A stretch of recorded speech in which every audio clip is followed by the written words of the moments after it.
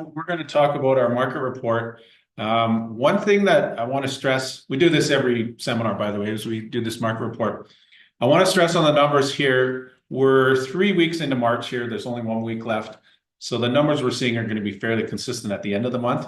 Is those first two things that I've highlighted with the little yellow arrows here on the right-hand side, total sales for March of this year compared to March of last year, down over 20%. And then active listings, we're almost 100% more active listings than March of 2024. And let me just move something here. If you go back to February, it was 75% February to February 2024. So we're seeing what we've been praying for is a massive increase in inventory, because this increase in inventory helps investors 100%. Yeah. The last few years, we've been just struggling to find people properties. When we find a good one, it goes into multiple offers, and some emotional home buyer goes in 100, 200,000 over list and just blows the numbers out of the water. So our investor has to back out of that deal. But now that we're seeing this inventory come back, we're starting to see that our investors can buy properties again, good cash flowing properties. Yeah, and what we love, guys, and this might sound a little bad, but we like the tariffs going on here. Like, we like the craziness. We don't like what they're going to do to the economy, but it's the uncertainty that drives the normal home buyer, home seller out of the market. Thanks for the clarification here, but I love it because you know what? We've had some cool investors in the last couple of weeks here land on some great properties only because other investors or other buyers or other agents, they're not sure where it's all going. So we haven't had to deal, like even Alex's property last night, there was 3 offers. There's something like 17 showings booked for today and tomorrow in total.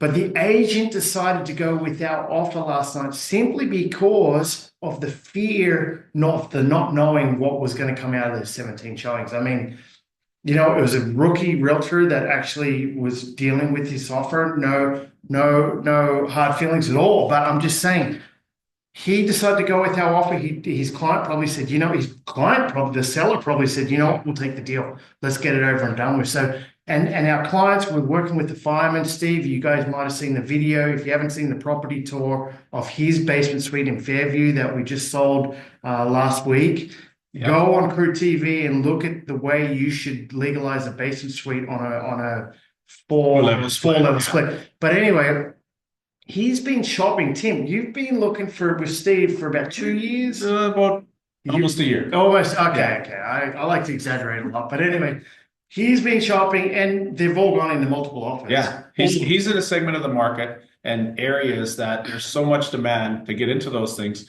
Every property that comes on goes into multiple offers. Yeah. Even this one did. He had a couple of competing offers. Yeah. And so he just landed a deal. And you know what? At the end of the day, he got it because of the uncertainty. So sometimes when this is going on, you got to look at the bigger picture. And where am I going with this? We feel our stance here at Calgary Real Estate Wealth is that, people will be moving to Alberta. They just announced lower taxes, Tim. We have the lowest GST in the country. We have no property when you stamp land transfer. We have no land transfer tax. There's so many pluses here. It's affordable. People will be moving. If you thought people moved, they were supposed to get 60,000 people in the last year. They got 100,000 people. That hasn't even started yet. I think in the next couple of years, it's going to balloon. We're going to see a construction boom here in Calgary, and we're going to take off again. So that's where we feel when you look at the averages here, you know what? We're still going up 7.8% right now. The average is 644,000. To me, that is a joke. The average here in Calgary should be 750 plus, almost hitting 800,000. So we have another 150,000 to go. How long is it going to take? Is it going to take a year? I can tell you last year it went up 100 grand. It's probably going to take 1 to 3 years going forward, but we're going to see it here in Calgary just because we have the infrastructure to take in all these people. We're going to go through more buildings, so there's more housing. There is already a housing. We do not have a housing shortage here in Calgary. And as we're going to talk tonight, rental rates have come down, making it more affordable for tenants as well. Yeah, but even with that projected new average price of around 750,000, like Azad said, we're still going to see affordability in this city because we're nowhere near Toronto, we're nowhere near Vancouver, where their average price is over $1 million in both of those cities. So it's affordable for people coming in here. Yes, people are going to have to get creative in the way they finance things, but guess what? They've been doing it all along in those other two provinces. So we're going to see that inventory get absorbed, even though the average price is going to be $750,000. Okay, so the next part of our market update is the rental rates. Now, this sort of leads from our tip of the week to the seminar and how to get your properties rented, how to get maximum rents, how to keep tenants. We have to do all of this within an environment of falling rents. You can see that the average rental rate, and this is Canada-wide, is now down almost 5% month over month. So since, I guess, last October, we've started to see rental rates really go below the norm. We aren't seeing these increases that we had seen since the October of 2021, I believe.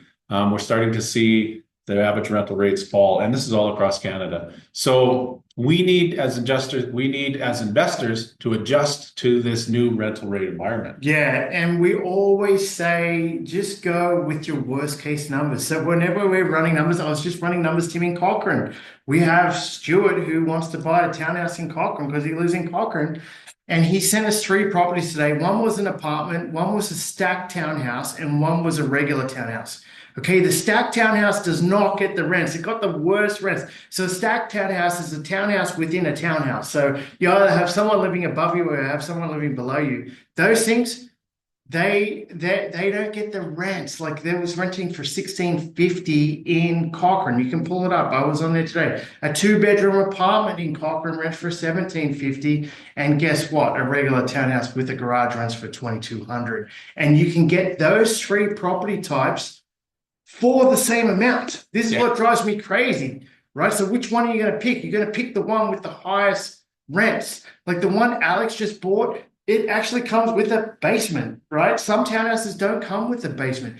It actually comes with a front yard. Stacked townhouses, we can tell you, it comes with a balcony. Alex's one is huge backyard. I can't even believe how big the backyard is. So all these things factor in to what rental amounts you're going to get out of it. Yeah, the more living space you can offer the tenants, the more rent you can charge. But in saying that, you have to go with worst case rents. So you have to, if $2,200 is a standard rental amount for a townhouse in Cochrane, we would be running our numbers at $2,000. You have to give a buffer. If you go off the top rents, and that's where all these investors got caught out in new communities because they were once renting for $4,000 in total, or $4,500 in total, and now they're nowhere near that, and these people aren't cash flowing, they're negative. So be careful with that. Okay, so that's our real estate and rental rate market update for this week.